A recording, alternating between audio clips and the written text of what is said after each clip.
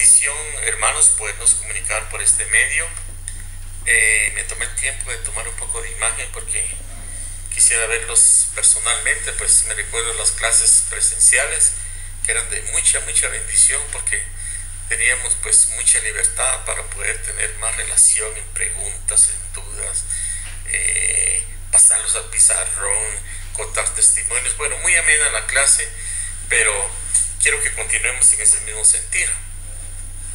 Yo sé que estamos pasando momentos difíciles, pero quiero recordarles esto. Cuando nosotros iniciamos este curso de teología en el principio del año, pues nos pusimos en las manos del Señor.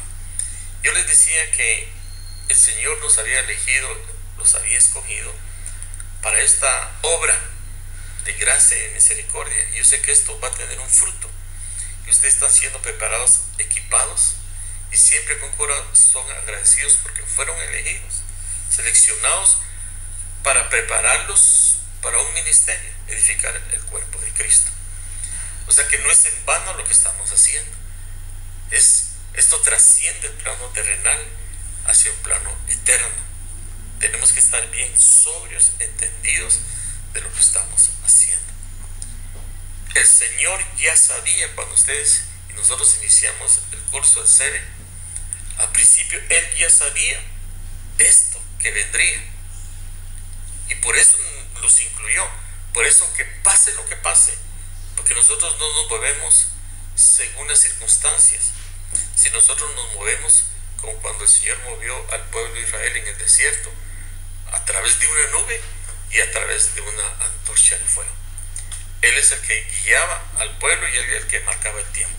Así que qué bendición estar con ustedes. Yo los bendigo en el nombre de Jesús, para que sigamos y concluyamos, porque esta obra no es del hombre, sino del Señor, y el Señor nos da toda la fortaleza y toda la gracia para culminar todos este curso.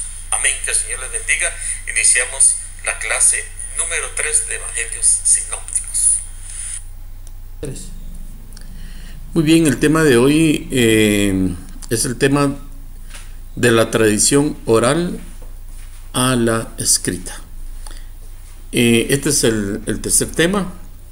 Es un tema muy importante. Pues se ha hablado mucho de la preparación de los evangelios sinópticos, principalmente en estos últimos tiempos. Ha habido mucha investigación, se ha indagado mucho para conocer de qué manera los sinópticos, los evangelios, fueron incluidos dentro del canon bíblico y llegaron hasta nosotros. Y es muy importante conocer el contexto histórico, porque nosotros sabemos de que antes de que la palabra del Señor fuera escrita, hubo un testimonio oral de los testigos presenciales que estuvieron desde el principio del ministerio de Jesús hasta el día en que fue tomado y llevado al cielo. Pero cuando vemos en esta imagen, vemos a Jesús. Usted sabe pues que usted como cristiano no se va a escandalizar porque puse esta imagen aquí de Jesús, eso lo hace la iglesia tradicional. No, pero nosotros lo estamos utilizando como medio de ilustración, ¿verdad? Aquí está el Señor discipulando, hablando con su grupo discipulado. Hay testigos, hay testimonios, están viendo, están escuchando, son presenciales de sus enseñanzas. Y esto fue conformando lo que se llama la tradición oral. Es decir, en otros contextos, ejemplo, cuando el Señor habló en el Monte de los Olivos, y cuando habló también en la parábola del buen sembrador, y también cuando dice que reunió una gran cantidad de gente que lo escucharon allá, y él después de la prédica, cuando había más de 5,000 personas reunidas, digo, bueno, ¿y cómo les vamos a comer eso? Pero había una gran cantidad que escucharon, oyeron de los testimonios de la presencia viva y real del Señor. Y así se fue formando una tradición, un testimonio oral, y se llegó con el tiempo a formar lo que se llaman el Evangelio de Mateo, el Evangelio de Marcos, el Evangelio de Lucas y el Evangelio de Juan. Y vemos cada uno de ellos habla del mismo testimonio, de la misma experiencia de los dichos de Jesús y del testimonio vivo, pero cada uno lo ve desde un punto de vista diferente, diríamos, o de diferente enfoque. ¿Por qué? Porque cada uno tiene la intención y el propósito de presentar el ministerio de Jesús de acuerdo al contexto de la audiencia hacia los cuales quería llevar la enseñanza. Por eso algunas veces usted va a escuchar que dicen el Evangelio de Mateo, o sea, el Evangelio según Mateo. La palabra aquí que resalta es según. Entonces podemos escuchar que dicen el Evangelio según San Marcos, el Evangelio según San Lucas y el Evangelio según Juan. Aunque también utilizamos la palabra San, ¿verdad? Pero San sabemos que es el contexto de la iglesia tradicional. Pero entonces lo que quiero resaltar es que el Evangelio según Mateo, o sea, según como lo percibió, se le reveló y se le iluminó a Mateo, y así fue él como lo escribió. Bueno, es muy importante en conocer esto, que, ejemplo, antes de que la palabra fuera escrita, la palabra primeramente fue hablada. Si nos remontamos al Génesis, Dios dijo que se haga la luz y apareció la luz. Pero posteriormente, tiempos muy adelante, el autor sagrado escribió estas palabras sobre el pergamino. Asimismo, también Jesús habló la palabra cuando predicó, ejemplo, el sermón de la montaña. En este momento Jesús no le dictó a Mateo o a alguien que estaba cercano y le dijo a sus discípulos, bueno, escriban esto, sino Mateo lo escribió tiempos después, muchos años más tarde de que Jesús muriera y resucitara y fuera llevado hasta la presencia del Padre, bueno, hasta que ascendiera a los cielos. Bueno, entonces ninguno de los evangelios fue escrito durante la vida de Jesús, estando él en la tierra.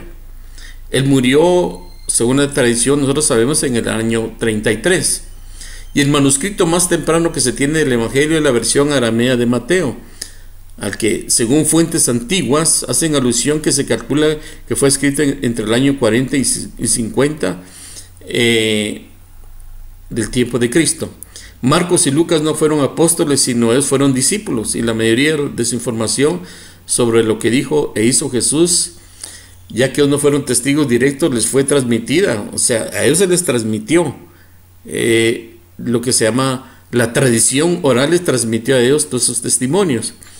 Y la palabra tradición significa dar a otro, dar a otro, dar a otro por medio de otros testigos. Entonces, el evangelio no escrito o la palabra hablada fue transmitida por los apóstoles muchos años antes de que los evangelistas hubieran escrito una sola carta o palabra. El evangelio de Lucas recibió gran parte de los datos acerca de Jesús. Los estudiosos consideran que Lucas entrevistó todavía hasta ese tiempo de él a la familia del Señor, incluso a la mamá, a los hermanos de Jesús, y tenían ese testimonio vivo. Marco dice recibió mucha información a través del apóstol Pedro, y así fue como se fue formando pues lo que nosotros vemos acá en esta imagen aquí, pues a Mateo, Marcos y Lucas, y aquí aparece una escritura en griego. Pues los evangelios fueron escritos en su mayor parte en griego, el griego koine, o sea, el griego que era común.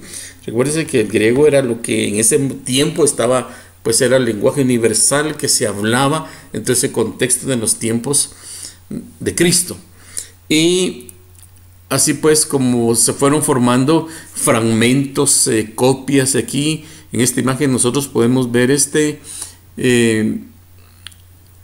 fragmentos de testimonios, y que esos testimonios con el tiempo los fueron juntando y los fueron recopilando, y de ahí pues ellos pudieron llevar esa palabra, esos testimonios que estaban por aquí, por allá, en esta iglesia, en otra iglesia, en esta región, en esta otra región donde el Señor ejerció su ministerio, y luego esos fueron siendo recopilados y fueron incluidos ya por escrito y formaron pues los 3 evangelios. Aquí tenemos ya Mateo, Marcos y Lucas, pues ya bien empastaditos en estos 3 libros que representan en esta imagen cómo hoy nosotros tenemos ese testimonio por escrito en el canon bíblico de los evangelios sinópticos. Pues en ellos encontramos el contenido histórico, encontramos enseñanzas, parábolas, narraciones, testimonios, milagros, genealogías, señales, etcétera, que están ya escritos. Y esa tradición oral, pues ya está escrita, ya la tenemos en nuestras manos, es lo que nos da esa certeza y esa fe de creer en la palabra de Dios verdaderamente inspirada y revelada y hoy iluminada en nuestro corazón por medio del Espíritu Santo. Muy bien, entonces entendemos entonces que el contexto de estos evangelios inicia en la vida y ministerio de Jesús histórico, pues, es una realidad. Es un histórico, en un contexto histórico y geográfico, literal, en los cuales tenemos un testimonio vivo de esta palabra. Pero ese testimonio que al principio fue oral, se le llamó en el ambiente religioso teológico, en el ambiente de la formación al principio de su discipulado, la tradición oral. Y además vinieron también esas pequeñas colecciones escritas y testimoniales, que luego surgió lo que se llama, aquí aparece una Q. Esa Q significa un documento o una fuente también de la tradición que fue consultado para que su contenido, que consideraron que era inspirado, incluido en los evangelios. Bueno, eso lo veremos más adelante. Y así también Marcos, ¿verdad? Que se considera que fue uno de los principales o de los primeros evangelios escritos. Pues de ahí se originó Lucas, Marcos y Mateo. Muy bien. Ahora quiero tocar un punto muy especial. Y quiero resaltar en esta imagen que aquí dice Evangelio, la tradición y tradición. Bueno, ¿por qué tengo 2 palabras aquí repetidas? La tradición y tradición, y aquí puse un puntito celeste, tal vez usted lo ve en su imagen. Pero bueno, lo que quiero resaltar aquí es que esta tradición está con la letra T minúscula y la segunda tradición está con la letra T mayúscula. Y quiero explicar esto porque esto es muy importante. Es muy importante respecto a este tema de la conformación de los evangelios sinópticos. Bueno, hay un texto muy especial que está en Juan 21:25, que nos dice que Jesús hizo muchas otras cosas. Y claro, hizo muchas otras cosas y habló muchas otras cosas. Y que si se escribieran todas, creo que no habría lugar en el mundo para tantos libros. Imagínense, hermano. Esa metáfora, esa analogía, esa comparación, ese símil que utilizó aquí el evangelista Juan al decir que tanto que el Señor hizo, que si se escribieran, dice, en el mundo no cabrían los libros de ese testimonio. Esto alguien diría, bueno, que es una hipérbole, ¿verdad? Pero no es exageración, es una verdad, es una realidad. Por eso dice Pablo que es insondable, inescrutable la palabra de Dios, los juicios, sus caminos son eternos, son tan grandes y maravillosos que, como dice, ni el universo, ni el cielo, los cielos, ni el universo, nada lo puede contener a él. Pero entonces, bueno, lo que estamos viendo aquí es lo que decía Juan. Entonces, esa palabra oral es lo que en ese contexto se le llamó la tradición. Y aquí lo estoy marcando tradición en letra minúscula. Es decir, que lo que por diversas fuentes ha llegado de lo que Jesús dijo y se escribió, no todo ese testimonio quedó por escrito, sino una parte. Y entonces lo que se escribió fue una parte de ese testimonio y que está en las escrituras canónicas. Pero aquí hay algo muy importante. Para la iglesia tradicional, esa tradición oral y ese testimonio presencial que no fue puesto por escrito, ellos le llamaron la tradición con T mayúscula, ¿verdad? Y eso es constituido hasta este tiempo como la tradición, es decir, la palabra que Jesús habló pero que no quedó escrito, ellos la contienen, o sea, ellos la escribieron, y ahí es donde aparece, donde podemos nosotros ver aparecen ya los evangelios apócrifos y otras fuentes de evangelios que lo vimos en el tema anterior, de que no aparece pues en el canon bíblico de los 66 libros de la escritura. Entonces, la primera parte de la tradición que fue oral se volvió escrita, y así se creó la Sagrada Escritura, o sea, la Biblia. Mientras que el resto de la oral, que no se redactó para la iglesia tradicional, eso continúa siendo una tradición con mayúscula y es parte del magisterio y de la tradición de esa palabra. Por eso es muy importante, si nosotros nos remontamos a la reforma luterana, ya conocemos nosotros la historia, el contexto de Martín Lutero en el siglo XVI, en la Edad Media. Entre los diferentes temas que han dividido a la iglesia se encuentra el tema de este tema de la tradición.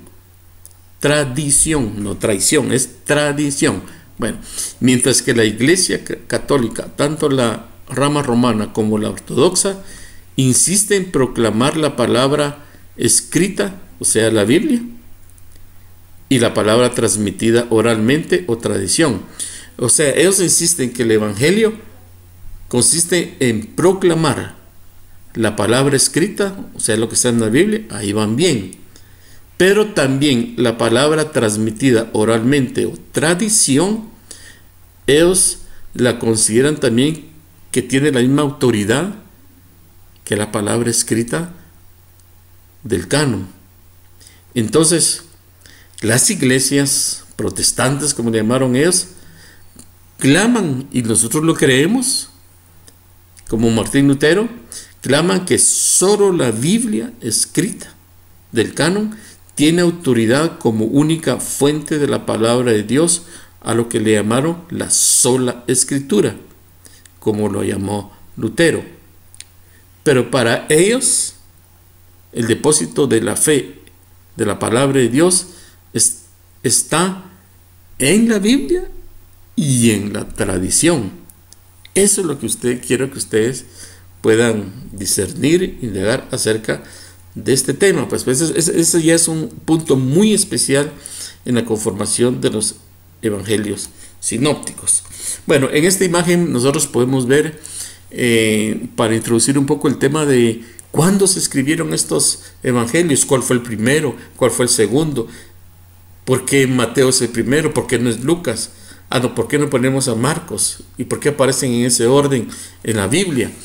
Bueno, entonces también se estudia eso, se ha investigado, indagado mucho. Hay teólogos que se han dedicado a esos estudios, de los cuales pues hay cosas muy interesantes, muy importantes que nosotros debemos de aprender. Alguien decía, pero eso no es doctrina, pero eso de qué nos va a edificar a nosotros, pero ya usted lo va a ir viendo en el contexto, la aplicación muy especial que tiene este estudio. Muy bien, bueno, algo muy importante que marca el tiempo en los cuales se escribieron los evangelios es el tiempo que está bien marcado históricamente, que en el año 70 vino la destrucción del templo. En el año 70 las legiones romanas mandadas por Tito destruyeron Jerusalén y su templo es el fin de la nación judía y comienza la diáspora de los hebreos. Lo que quiero señalar aquí es que este año 70 marca bien ese tiempo histórico en los cuales es un testimonio vivo para todo el pueblo de Israel y para la iglesia, en relación, en este caso de nosotros, para que marca el tiempo de cuándo se escribieron estos evangelios, si antes de la destrucción del templo o después de la destrucción del templo de Jerusalén. Muy bien, vamos a ver algunas fechas. Recuérdense que lo que estamos acá señalando respecto a estas fechas no es dogmático, o sea, esta parte continúa siendo estudiado todavía.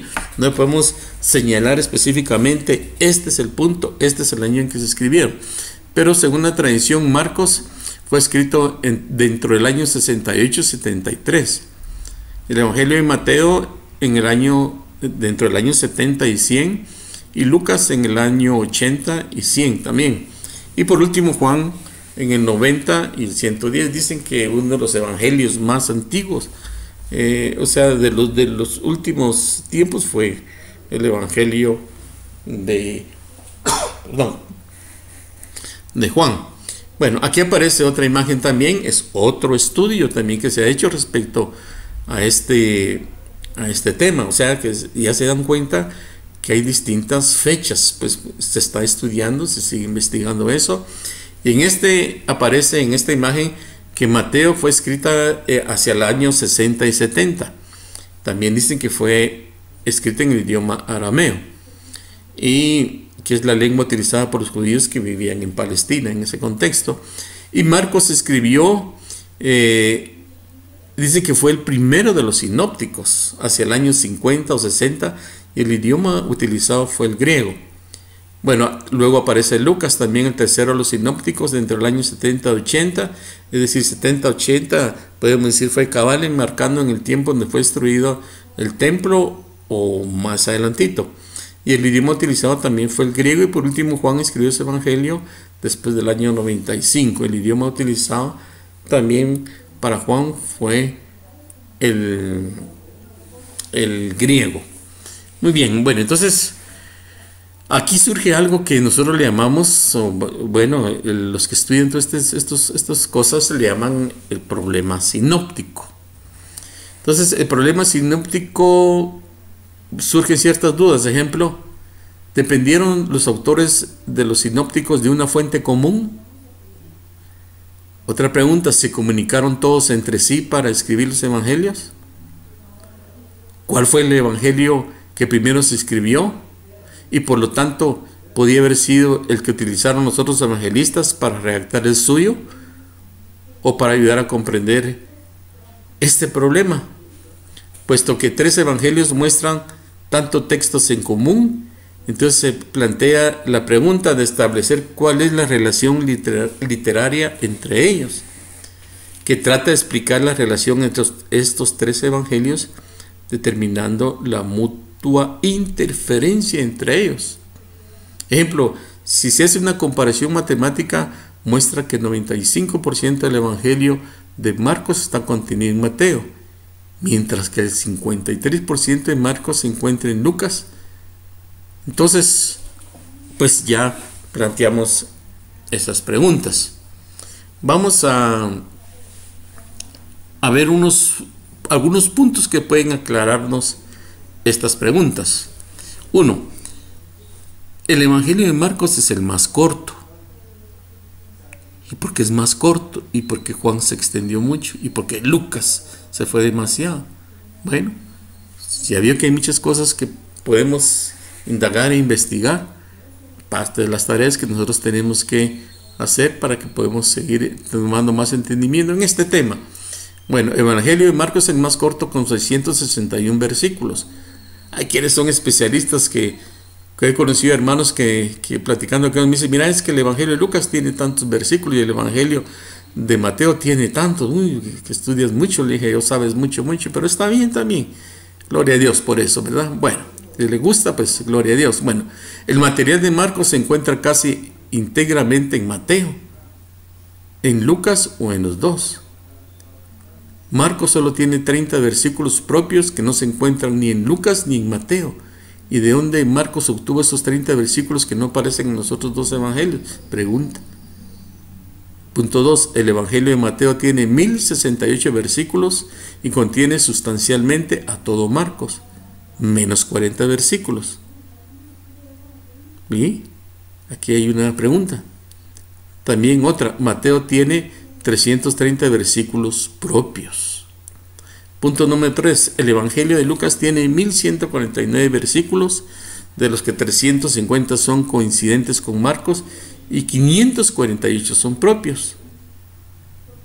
Punto 4, Mateo y Lucas tienen 235 versículos en común que no se encuentran en Marcos. Mire todas las preguntas que surgen a raíz de esto, pero no se preocupe. Peor si el hermano Germán y la hermana Kamei nos van a incluir esto en el examen, que me tengo que aprender cuántos versículos tiene Mateo, cuántos Lucas, cuántos Juan, cuántos Marcos. No, el asunto no es aquí que nos aprendamos de memoria esto, sino para que tengamos ese conocimiento, ¿verdad? No se carguen con eso, no vamos a ser así tan pesados, ¿verdad? De hacerles preguntas así, solo conózcanlo, pero no se estén preparando para un examen que les vamos a incluir ese tipo de datos, ¿ok? Ok, relájese. Muy bien. Hay varias sugerencias para que solucionar este problema y que han salido a luz. Uno es que dice que el uso de la tradición oral, algunos dicen que se ha vuelto tan estereotipada o tan rutinaria y repetida que se convirtió en una fuente común de la que sacaron todos los escritores de los evangelios. Otro punto es que el uso de cualquier evangelio primitivo. Hay quienes postulan, esto es muy importante, hay quienes postulan que todos los escritores de los sinópticos tuvieron acceso a un evangelio anterior, ahora perdido. Es decir, que todos ellos tuvieron conocimiento o conocieron un texto donde ellos pudieron haber consultado, ¿verdad? Es muy importante esto. Esto es muy importante. Muy bien, este punto es muy importante. Miren, algunos estudiosos consideran que incluso Marcos, Mateo y Lucas consultaron una escritura anterior a ellos. Y esto es algo que ellos han indagado investigando. Hay arqueología donde se ha encontrado cerca allá en Egipto, una ciudad muy lejana donde han hecho excavaciones y han encontrado, dice, algunos textos donde se consideraron que eran anteriores, más o menos al año 40, 50, está muy cercano al año 33 de Cristo. Entonces, bueno, hubieron fragmentos escritos y que ya estaban o ya existían, que escribían algunos sucesos de la vida de Cristo y que usaron los autores de los sinópticos. Otros dicen que también hay independencia mutua, es decir, otros sugieren que los escritores de los sinópticos quizás tomaron el uno del otro, por lo que el resultado de sus escritos a menudo es casi similar. Es como decir, como que dijera, Marcos le prestó a Lucas, Lucas a Mateo, o tuvieron los tres una fuente, o los dos consultaron y de ahí pues formaron su evangelio. Muy bien, entonces vamos a hablar de esa fuente que le llaman una fuente que incluso que es antes que los evangelios, que llaman la fuente Q. Fuente Q es un documento. Es un documento que se está indagando, investigando mucho, que es considerado una fuente escrita de la tradición oral anterior a los escritos de los evangelios. Esta fuente Q es conocido también como Evangelio Q, o Evangelio de los Dichos, o simplemente Q deriva del alemán Quell, que es fuente, que es una colección hipotética de dichos de Jesús aceptados como una de las dos fuentes escritas detrás del Evangelio de Mateo y del Evangelio de Lucas. Q se define como el material común que puede encontrarse en Mateo y Lucas y que no se puede hallar en otras fuentes escritas como el Evangelio de Marcos. Entonces, el documento Q fue escrito redactado en griego y que prácticamente todo su contenido aparece en Mateo y en Lucas o en ambos, pero que Lucas preserva con mayor frecuencia el orden original del texto de Mateo. En la hipótesis de estas dos fuentes, tanto Mateo como Lucas habrían utilizado Marcos y Q como fuentes, es decir, que Marcos y Q fueron las fuentes escritas para crear el Evangelio de Mateo y el Evangelio de Lucas.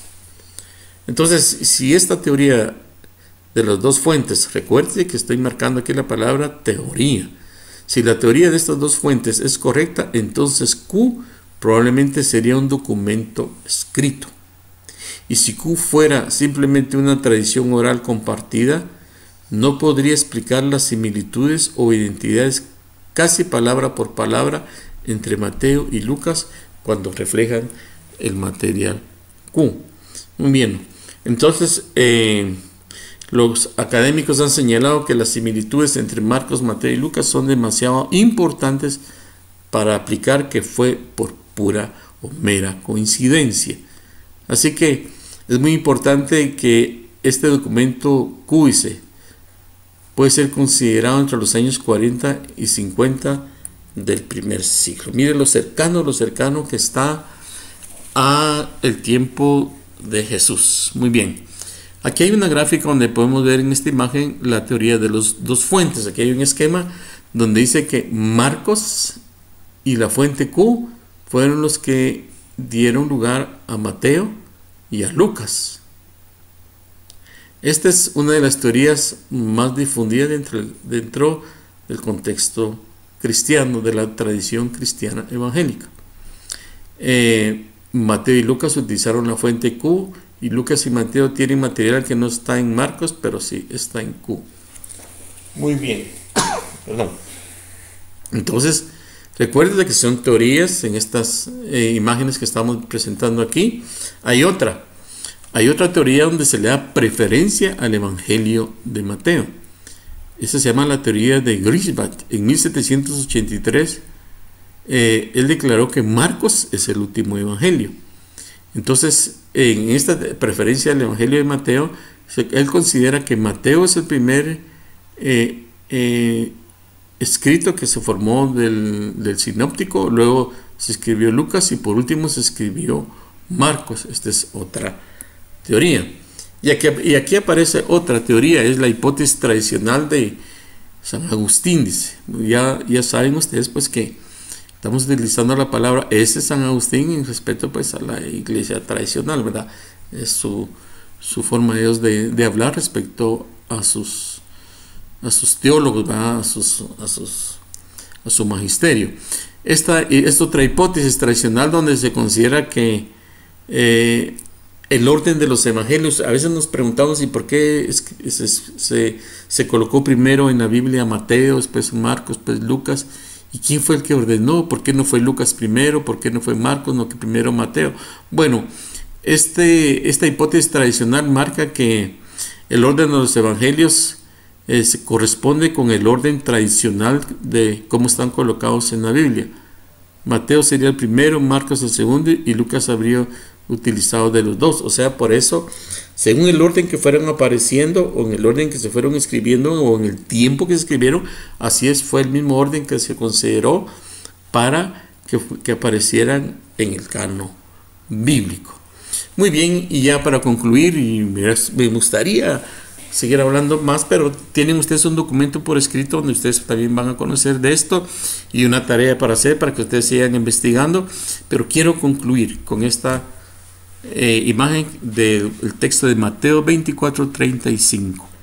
El cielo y la tierra pasarán, pero mis palabras no pasarán. Gloria a Dios.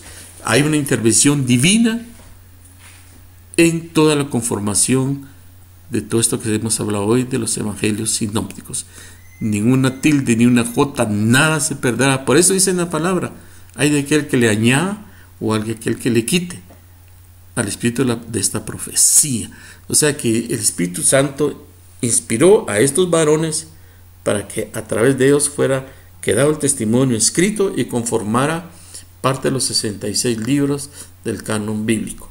Amén, que el Señor los bendiga y seguimos la próxima semana con estos temas. Amén y amén.